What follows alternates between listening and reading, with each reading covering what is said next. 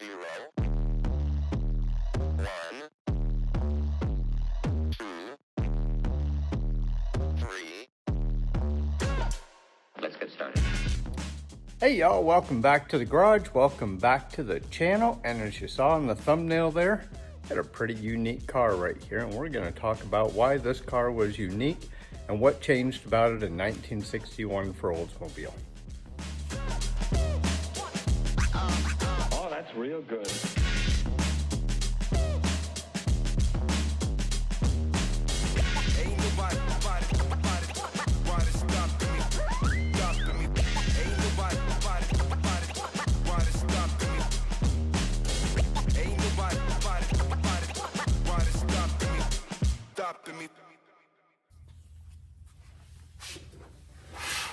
So let's talk about Oldsmobile just a little bit, and let's talk about the 88 because this is the most successful product line that Oldsmobile ever had. There was an Oldsmobile 78, we had the 88, and then you had the Oldsmobile 98, and I believe that line lasted until Oldsmobile ended up going out of business just a number of years ago. But what was cool with Oldsmobile was everything Oldsmobile made was aerospace inspired, so that's where you get a lot of the styling out of Oldsmobile, and it shows up in numerous places. I don't think the logo really ever changed, but let's take a look. So this was her logo, and very few changes were ever made until Oldsmobile ended up going out of business.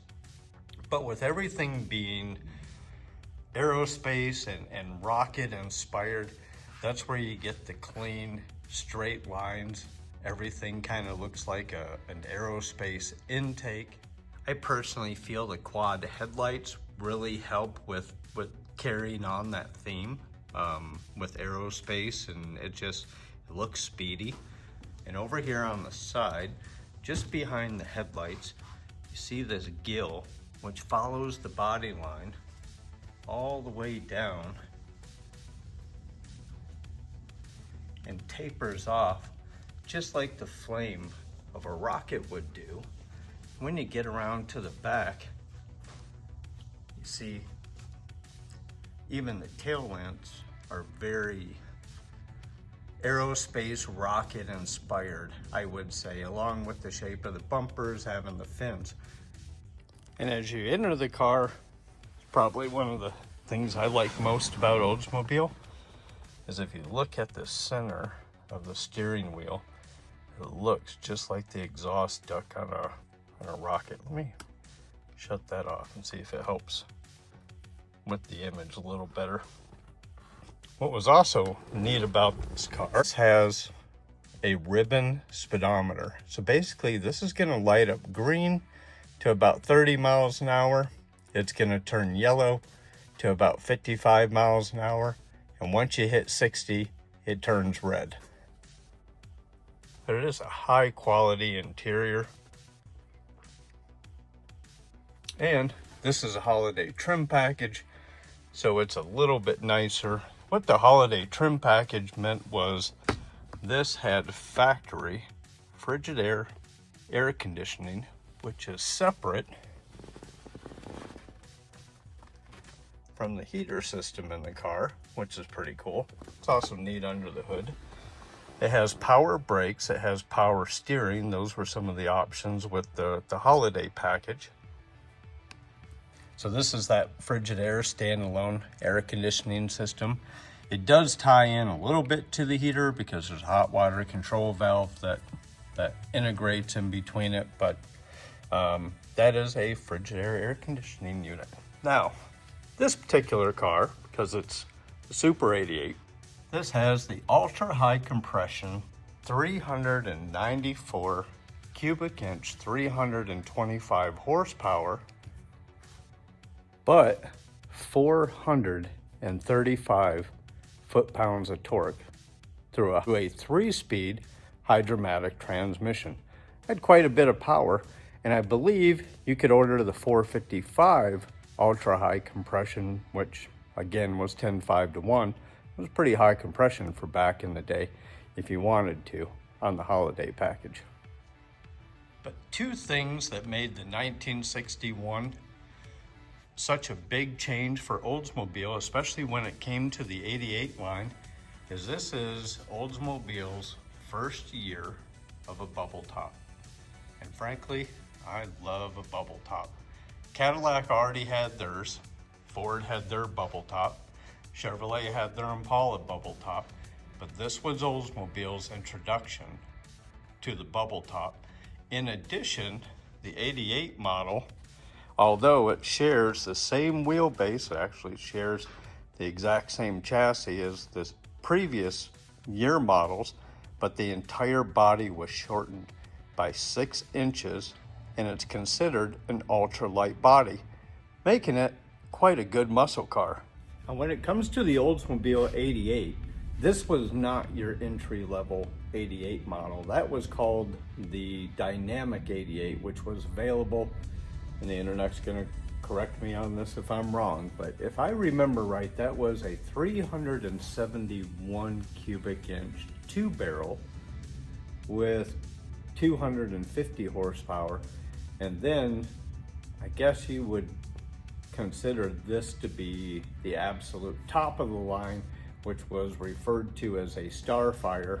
As you'll notice, the names of these cars kind of go along with aerospace and rocketry engineering and what have you. But the Starfire was the convertible model of this car, and then the holiday package gave you a whole slew of different items that you could order on this car. This was kind of the beginning of what was known as the muscle car era. Now, personally, myself on this car, I'm a huge fan of a bubble top. I love a bubble top car. I think the only thing that I would personally do if this were my car was I would take the tint off of the windows. I do not like tinted windows on a classic car, especially when you have such a nice interior. That's worth showing off. You know, if somebody wants to look through the window and see that or snap a photo, that's worth showing off.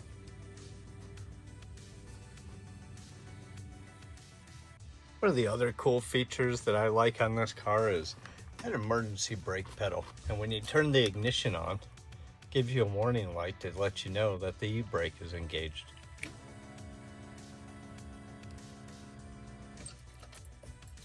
So that's our Super 88. That's currently in the shop. I got a little bit of work to do to that thing with the vacuum system to get the heater and AC all working like it's supposed to on the inside. A little bit of transmission leakage, and then I gotta take care of a cross member in the back.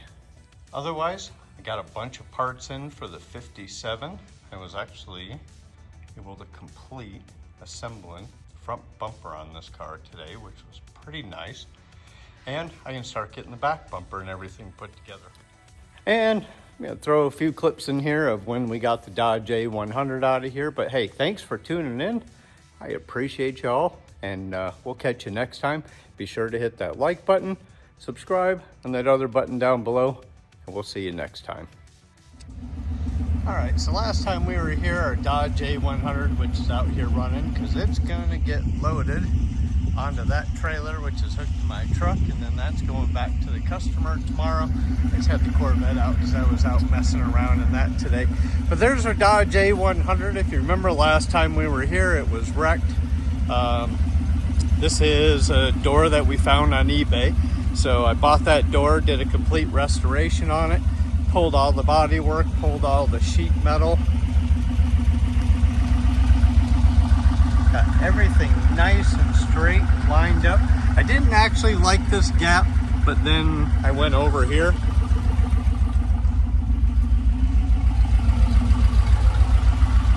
and realized it's the exact same gap as on this side. Then I went online and started taking a look at some Dodge A100 pickups as well as the vans, and what I found is that that's the actual gap.